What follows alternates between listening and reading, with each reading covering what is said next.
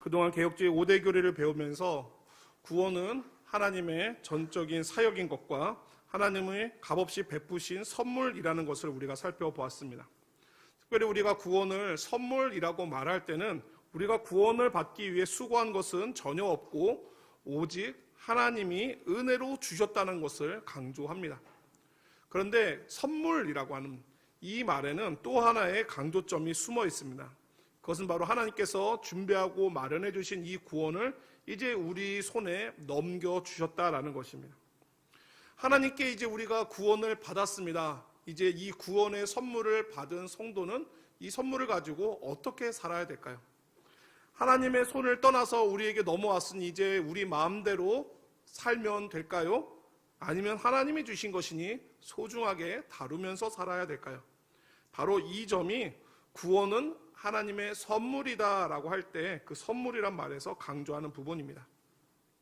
우리는 지금까지 튤립 교리의 1번부터 4번까지를 배우면서 하나님께 받은 이 구원이라는 선물이 어떠한 과정을 거쳐서 하나님이 준비하셨고 또한 어떻게 우리의 손에 오게 되었는지를 살펴보았습니다.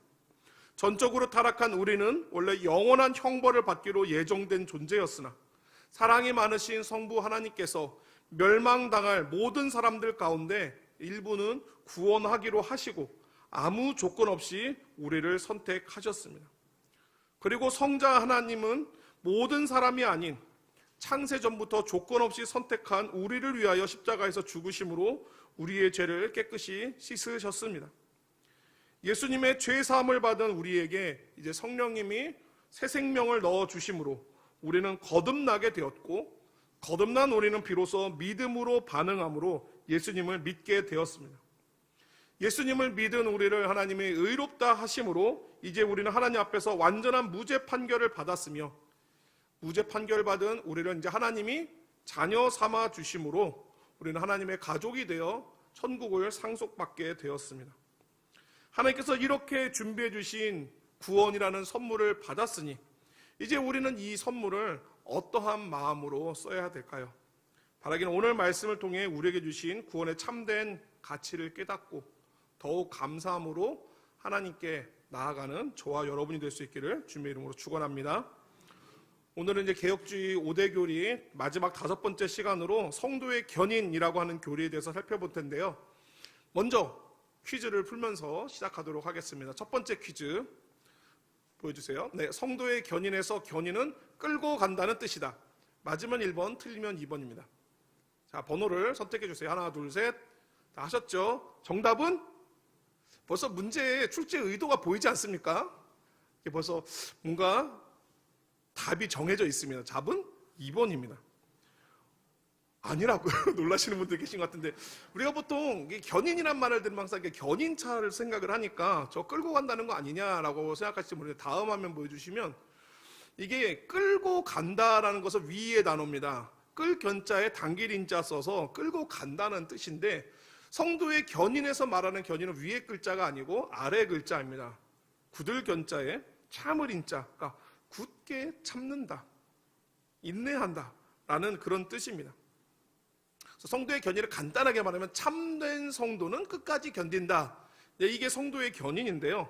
근데 사실 이 말 안에는 무엇도 들어있냐면 하나님께서 구원받은 성도들을 끝까지 붙들고 인도하신다, 끌어주신다 라는 이런 의미도 포함이 되어 있습니다. 그래서 그 견인이라고 했을 때 첫 번째 무조건 틀린 건 아니고 정확한 뜻은 두 번째지만 그러나 첫 번째 뜻으로 이해해도 무방합니다. 그런데 우리가 끝까지 견디기 위해서는 사실 무엇이 필요하냐면 하나님이 우리를 끝까지 붙들어 주시는 은혜가 필요합니다. 그래서 둘을 합치면 어떻게 됩니까? 우리가 끝까지 견디도록 하나님이 붙들어 주신다.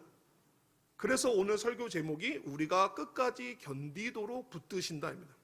이 말 자체가 사실 오늘 설교의 결론이라고 할 수 있겠습니다. 두 번째 문제를 한번 풀어보도록 하겠습니다. 예수 믿고 구원받은 사람도 구원이 취소될 수 있다. 많이 들어본 것 같죠? 여러분도 많이 고민해 보셨을 텐데 1번, 2번, 하나, 둘, 셋.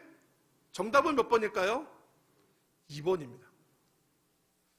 아마 여러분들 중에서 이 합동교단 교회에서 오랫동안 신앙생활 하신 분들은 한 번 받은 구원은 영원하다라는 말을 들어보셨을 것입니다.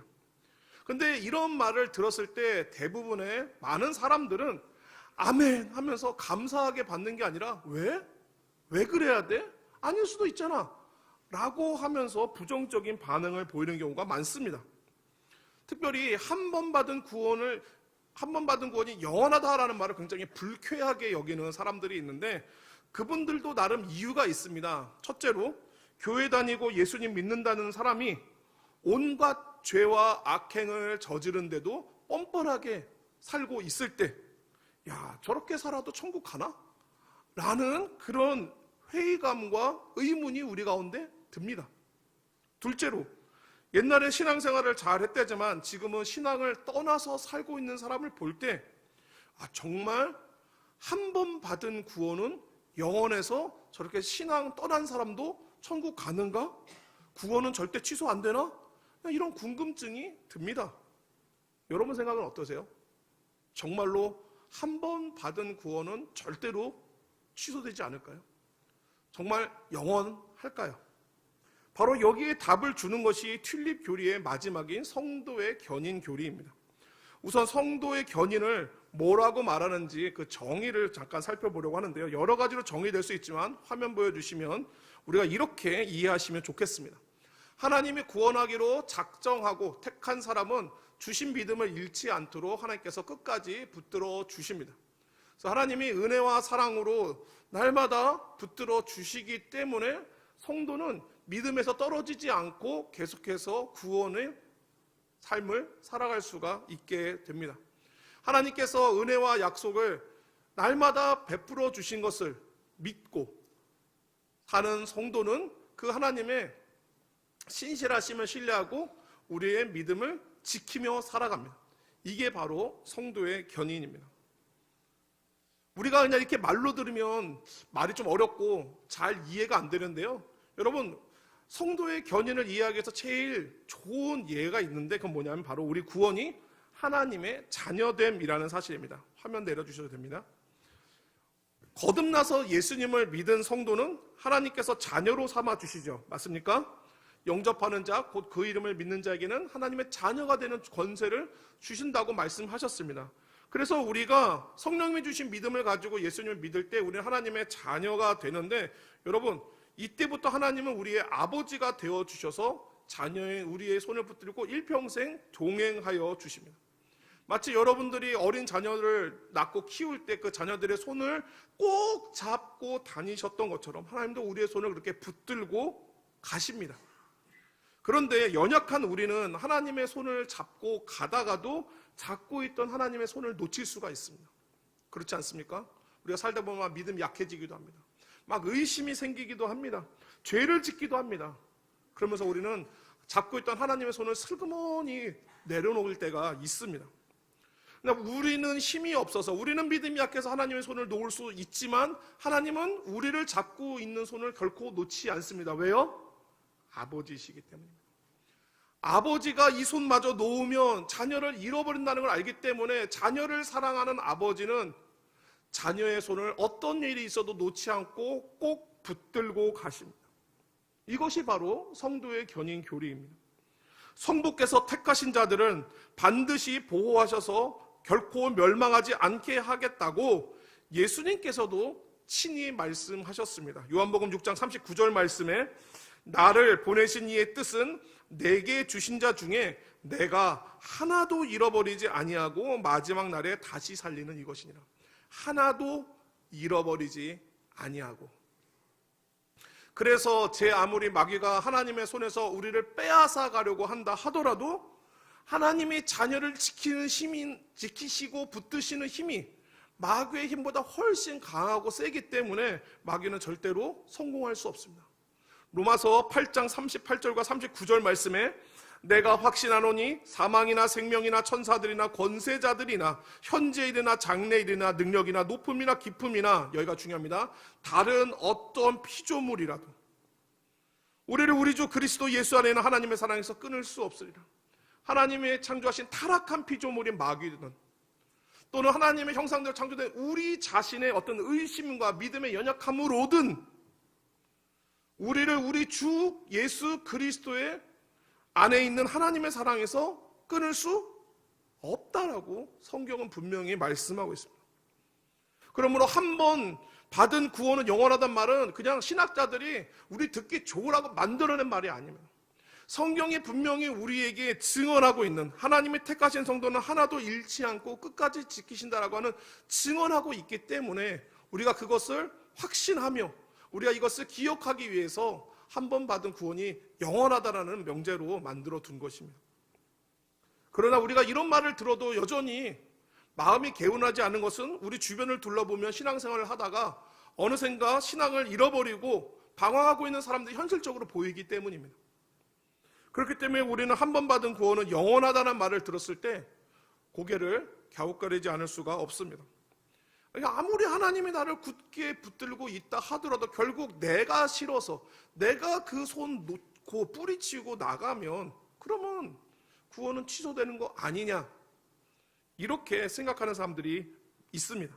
그리고 그런 사람들이 근거로 내세우는 성경 말씀이 있습니다. 히브리서 6장 4절부터 6절 말씀. 한 번 빛을 받고 하늘의 은사를 맛보고 성령에 참여한 바 되고 하나님의 선한 말씀과 내세의 능력을 맛보고도 타락한 자들은 다시 새롭게 하여 회개하게 할 수 없나니 이는 그들이 하나님의 아들을 다시 십자가에 못 박아 드러내놓고 욕되게 함이라. 말씀 잠깐만 고정해 주세요.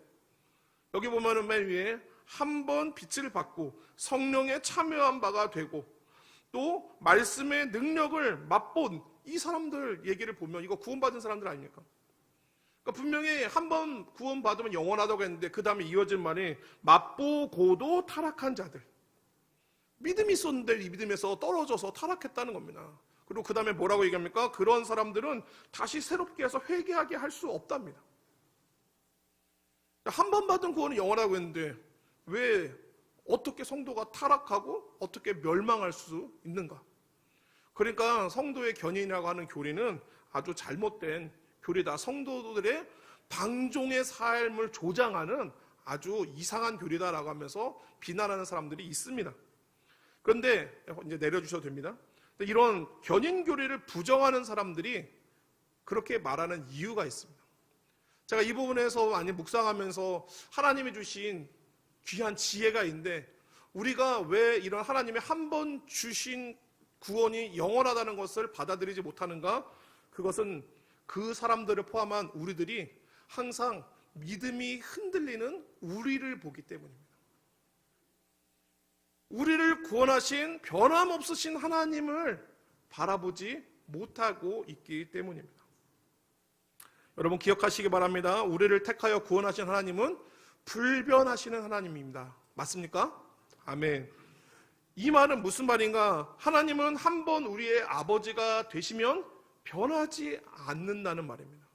그러니까 그 말이 한 번 주신 구원은 변하지 않는다는 말과 같은 뜻입니다. 하나님께서 예수 믿는 성도들을 자녀로 삼을 때 우리를 조건적으로 삼지 않았습니다. 하나님 우리를 창세전에 택하실 때와 마찬가지로 자녀 삼을 때도 무조건적으로 자녀 삼아 주셨습니다.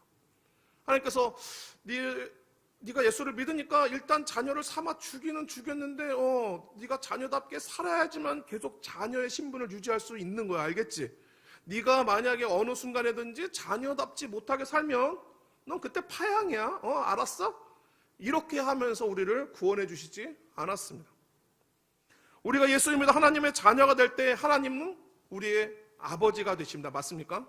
자녀 삼아주신 건 당연히 아버지가 되시죠. 그런데 이때 하나님은 우리의 임시 아버지가 아닙니다. 지금은 아버지였다가 아버지가 아닐 수 있는 분이 아닙니다. 우리가 신앙생활 잘할 때는 계속 자녀 자격을 유지하지만 우리가 점차로 믿음이 약해지고 죄를 짓고 신앙생활이 나빠지면 너 내가 뭐라고 그랬어? 너 자녀답지 못하면 내가 너 이제 자녀 취소라고 그랬지. 너 오늘부터 자녀 취소야. 파양이야. 난 이제 네 아버지가 아니다. 이렇게 하실까요? 사랑하는 성도 여러분, 하나님께서 우리의 아버지가 되어주실 때는 임시 아버지가 아니라 영원한 하늘 아버지가 되어주시다는 사실을 믿으시기를 바랍니다. 하나님 우리를 창세전에 택할 때부터 우리를 하나님 나라를 상속할 자녀로 택한 겁니다. 그 얘기는 뭐냐? 나는 너의 아버지가 되겠다. 이미 창세 전부터 예정하신 겁니다. 그러니까 구원이 취소될 수 있다라는 말을 믿는 사람은 뭐를 믿는 사람이냐면 하나님은 언제든지 변할 수 있는 분이다. 그리고 하나님은 실수할 수 있다. 그리고 한 사람의 구원조차도 실패하는 하나님이다. 그걸 믿으면 한 번 받은 구원이 영원하지 않다는 것을 받아들일 수 있습니다.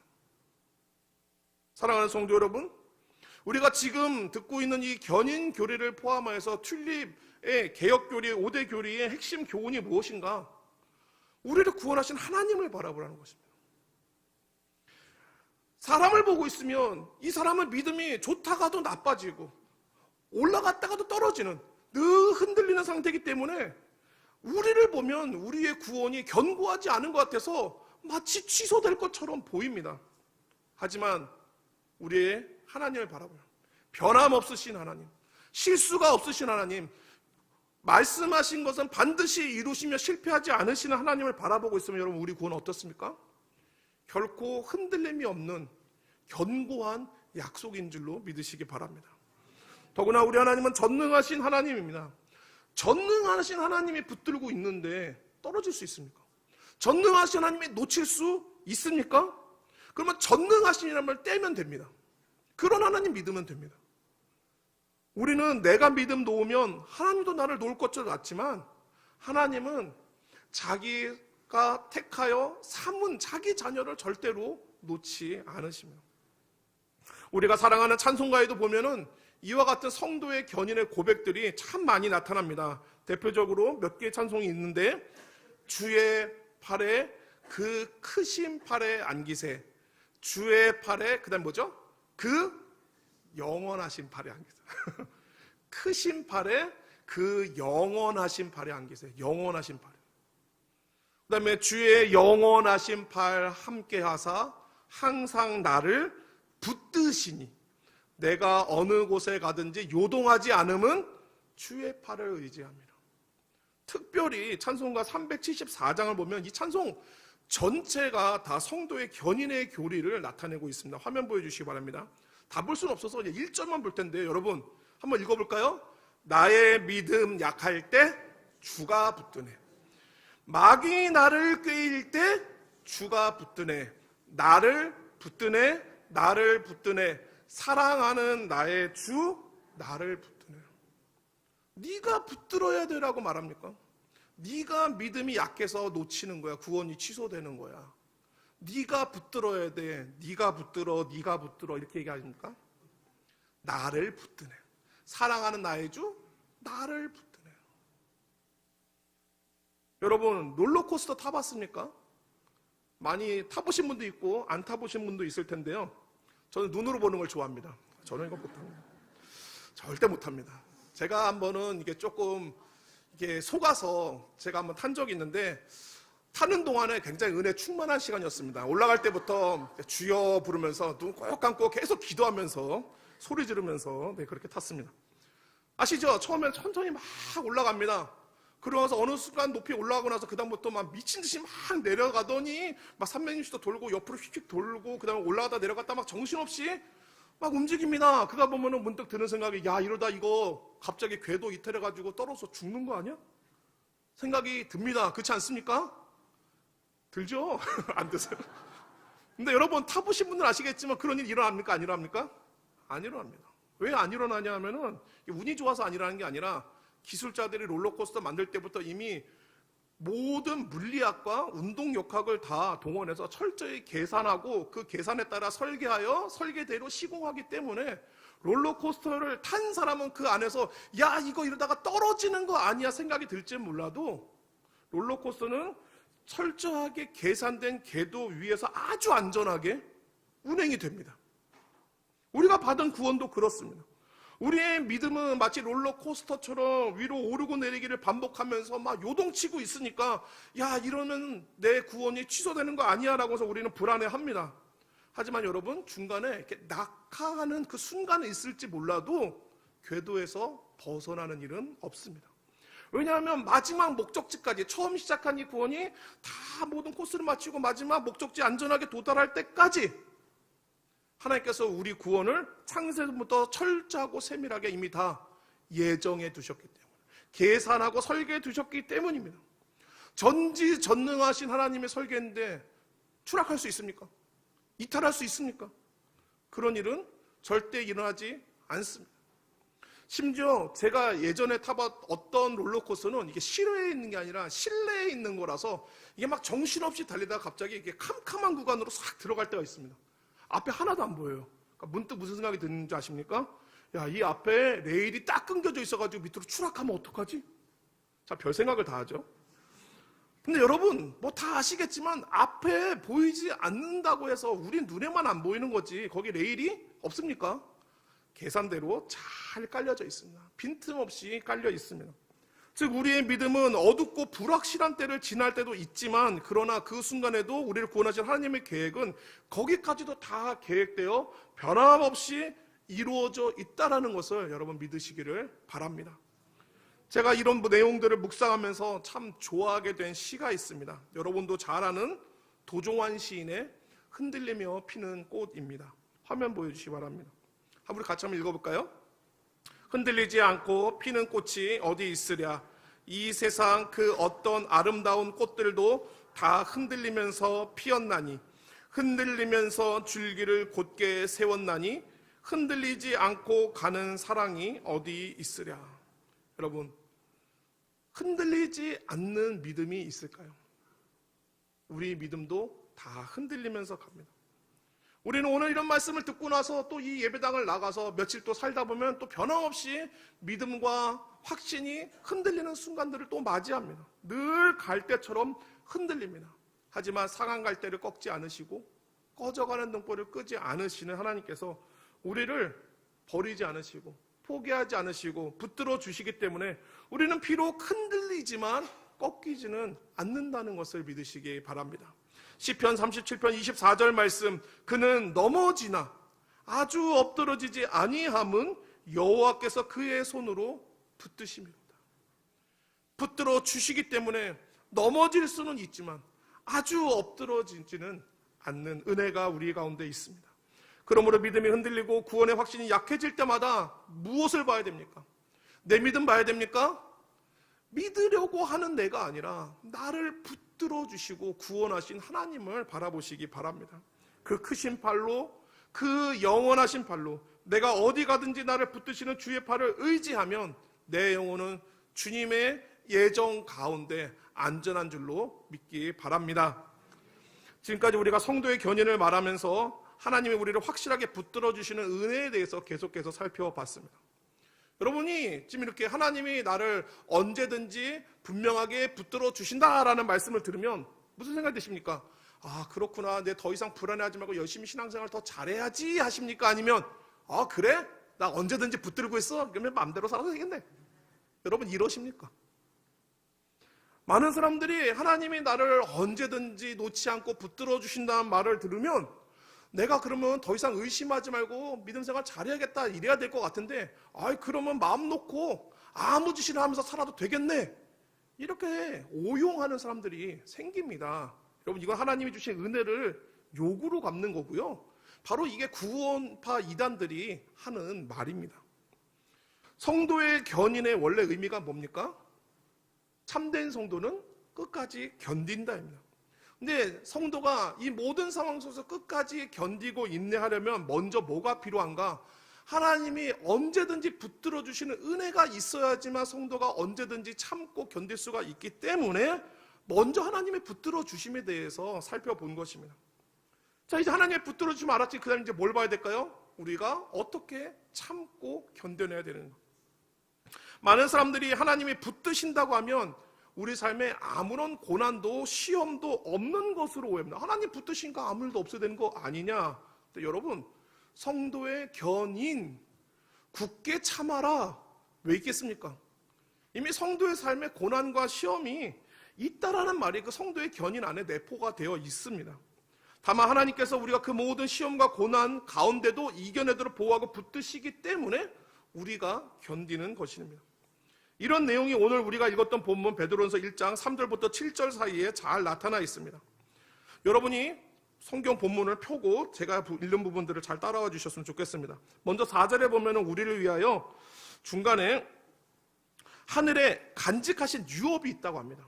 그게 무엇인가 하면 우리에게 예정된 영생입니다. 그 영생을 우리가 받게 하려고 하나님이 3절 마지막에 보면 거듭나게 하사 말합니다. 우리가 지난주에 살펴봤던 불강력적인 은혜로 효과적인 부르심으로 우리를 거듭나게 하셨기 때문에 이제 우리가 영생을 얻을 준비가 되었습니다. 그리고 5절에 가면은 이제 그 구원을 예비하신 구원을 얻기 위하여 뭐 하시냐면 하나님의 능력으로 보호하심을 받았다라고 말합니다.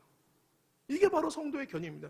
우리가 구원을 받도록 하나님께 그 모든 구원의 과정이 계속해서 보호하심이 있는데 이 보호하심 중에 무슨 일이 있는가? 6절에 보면은 그러므로 너희가 이제 여러 가지 시험을 받는다고 합니다. 잠깐 근심하게 된답니다. 시험으로 인해서 근심하는 일이 생깁니다. 7절 앞에 보면은 너희 믿음이 확실한 불로 연단하여도 불로 연단하는 시험의 상황들이 옵니다. 여러 가지 시험이 있어요. 심지어 불 같은 시험이에요. 여러분 그런 일들을 만나면 우리가 무슨 생각이 듭니까? 아니 내가 성도인데 하나님이 보호하신다며 내가 도대체 왜 이런 시험을 당해야 돼? 보호하는 거 맞아? 라는 생각이 들면서 하나님을 불신하고 믿음을 떠나려고 할 것입니다. 근데 앞서 5절에서 뭐라고 말했습니까? 하나님의 능력으로 보호하심을 받았느니라. 하나님의 보호하심을 여러분 잘 기억하세요. 우리가 어떤 고난도 어려움도 안 만나도록 하나님이 요리조리 다 피하게 해주신다 이런 게 아닙니다. 성도는 여러 가지 시험을 당합니다. 불같은 시험을 당합니다. 심지어 믿음 때문에도 당합니다. 혹독한 고생, 극심한 손해, 그리고 마르지 않는 눈물이 있을지라도 하나님께서 내 영혼이 하나님의 은혜에서 끊어지지 않도록 붙들어 주신다. 이게 바로 하나님이 보호하신다라는 말의 의미입니다. 하나님이 내 영혼을 은혜에서 떨어지지 않게 하는 보호하심이 있기 때문에 성도는 분명히 불같은 시험을 만나기는 하지만 6절 뒷부분을 보시기 바랍니다. 잠깐 근심하게 되지 않을 수 없으나 뭐해요? 오히려 크게 기뻐하는 듯. 오늘 보면 바깥에 있지만 8절에 보면 말할 수 없는 영광스러운 즐거움으로 기뻐합니다. 왜 기뻐할 수 있습니까? 고난 중에 하나님이 나를 붙들어 주심을 알기 때문에 나도 하나님을 붙들면 하나님께서 약속한 이 간직하신 유업, 이 영광스러운 그 유업을 얻게 하실 줄 아니까 우리가 기쁨 가운데 견딜 수가 있는 것입니다. 사랑하는 성도 여러분, 저와 여러분의 삶에 이와 같은 은혜가 있기를 주의 이름으로 축원합니다. 여러 시험으로 잠깐 근심하지 않을 수 없으나 오히려 크게 기뻐하고 우리 믿음의 확실함으로 주께서 나타나실 때 칭찬과 영광과 존귀를 얻게 되기를 축원합니다. 이처럼 하나님께서 우리를 보호하시는 것을 안다면 여러분 시험과 어려움 만날 때 우리는 어떻게 합니까? 흔들려야 됩니까? 무엇을 바라보라고요? 우리를 붙들고 계신 하나님을 바라보시라. 우리를 흔들고 있는 시험, 거기에 흔들리고 있는 나를 보는 것이 아니라 우리를 보호하시고 지켜주신다고 약속하신 하나님을 바라볼 때 우리는 말할 수 없는 영광과 기쁨을 기대하면서 참고 인내할 수가 있습니다. 이것이 바로 성도의 견인입니다. 우리가 이와 같이 성도의 견인, 오래 굳건하게 견디는 삶을 살기 위해서 특별히 필요한 게 있는데 바로 말씀과 기도입니다. 그냥 우리 힘으로는 이겨낼 수 없거든요. 하나님의 은혜 주셔야지만 견딜 수가 있는데 은혜는 어떻게 옵니까? 지난주에도 말씀드렸죠. 은혜는 언제나 말씀을 통해서. 하나님이 이 땅을 견디고 승리하게 하는 힘은 오직 말씀을 통해서 주십니다. 그러므로 참된 성도라면 세상의 고난과 시험 속에서도 믿음을 지킬 것인데 그 힘은 우리의 의지나 각오에서 나오는 게 아닙니다. 내가 견뎌야지, 내가 이겨야지 막 이렇게 마음 먹는다고 힘이 오진 않습니다. 우리의 힘은 우리를 붙들어 주시는 하나님에게서 옵니다. 그러면 우리가 이 험한 세상 속에서 계속해서 믿음 붙들고 지키면서 살아가려면 날마다 우리를 붙들어 주시는 하나님의 그 은혜를 우리가 간구해야 됩니다. 사랑하는 성도 여러분 기억하시기 바랍니다. 은혜는 말씀을 통해서 옵니다. 그리고 기도 가운데 주십니다. 그럼 여러분이 하나님께 받은 구원이 정말 소중하다, 나 이거 절대로 잃지 않고 정말 꼭 간직하고 싶다라고 한다면 여러분 그 구원의 은혜와 또 그 구원의 약속을 놓치지 않도록 항상 주시는 하나님의 은혜를 받을 수 있도록 여러분이 설교라든지 성경 공부하든지 예배를 통해서 말씀을 듣고 기도하는 시간을 가지기 바랍니다. 정말 이 말씀과 기도가 아니고서는 우리는 이 험한 세상에서 믿음을 지키면서 살아갈 힘이 없습니다. 절대 저절로 되지 않습니다. 마지막으로 한 말씀만 보고 마치겠습니다. 히브리서 3장 14절 말씀 같이 한번 읽겠습니다. 시작. 우리가 시작할 때 확신한 것을 끝까지 견고히 잡고 있으면 그리스도와 함께 참여한 자가 되리라. 아멘. 여러분 지금까지 믿음 생활하면서 들었던 하나님에 대한 약속들, 또 신뢰의 말씀들, 특별히 붙들어 주시고 지켜주신 하나님을 신뢰하면서 우리에게 주신 이 믿음을 끝까지 잡고 있으면 분명히 주님께서 약속하신 대로 주님의 천국 잔치에 참여하게 되는 귀한 은혜를 저와 여러분에게 주실 줄로 믿습니다. 이 은혜가 저와 여러분 모두에게 있기를 주의 이름으로 축원합니다.